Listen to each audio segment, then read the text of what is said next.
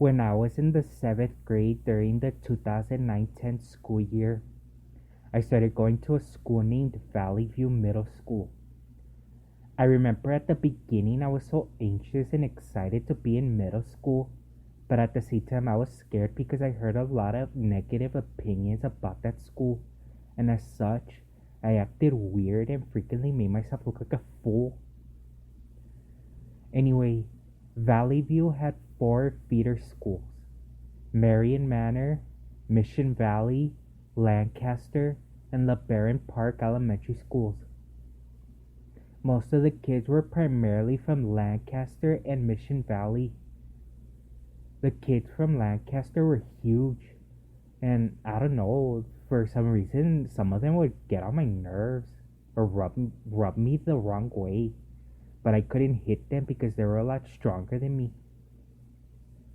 Football season started, and all the jocks were being show-offs, giving each other nicknames, and would congregate at the basketball court during lunch. One of them was a kid named Yanni Trochet. No one knew how to pronounce his name. He was huge for his age, 5 feet 8 inches tall, a hairy chest, and was of a stocky build. He also had long hair and sideburns. One day we were playing basketball when he looked at my ID. As the year progressed, he gradually began to change his appearance. He shaved his head, grew his beard, lost weight, and was very popular. Some unique characteristic was that he had an ID lanyard of the Patriots, a SpongeBob sticker on his ID, a loud voice, and would frequently use the words pussy and faggot. Somewhere between March 21st and March 31st, 2010, I was playing basketball during recess with the jocks as usual.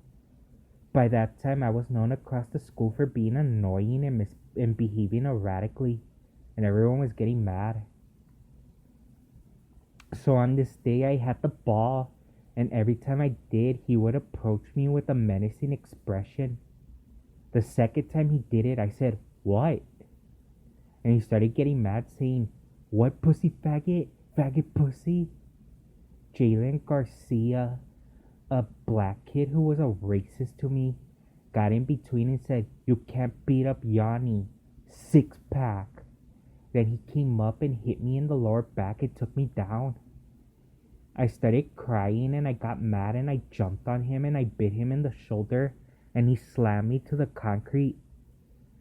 After a couple more blows, he made a cross on the ground where he got me and he said, "That's what happens when you mess with me." The bell rang and there was a group of girls walking. He pointed to them and said, "Hit one of them and you'll get it worse." Or something like that. We got in line and Garcia told Chris Sawyer, and when Sawyer asked what happened, I got out of the line and ran to the restroom crying, and the assistant principal followed me and took me to her office. When she asked who did it, I was telling her Johnny, but she thought I was saying Johnny. So she looks up a short, skinny kid named Juan, and oh my god, I got so embarrassed for her. So she calls him Trochet, and he began to twist the story by saying that I was the one who started saying things to him, but I don't remember what actions were taken, if any. I went home and I told my mom, and she said, "Ay, Dios mío, ¿por qué te hacen esas cosas?" I had a doctor's appointment the next day, and I felt where he hit me bruised. When I came back, everyone was talking about it.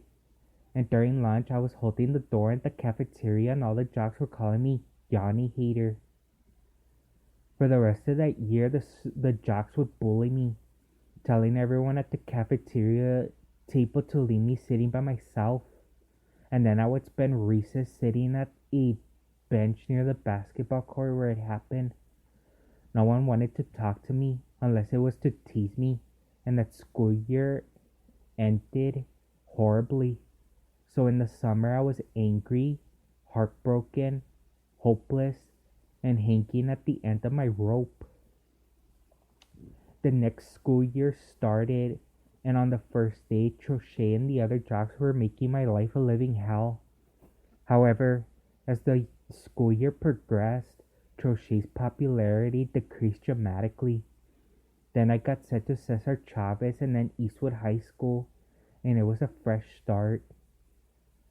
I learned the lesson then, not to be acting up like that. I never would wish that on anyone.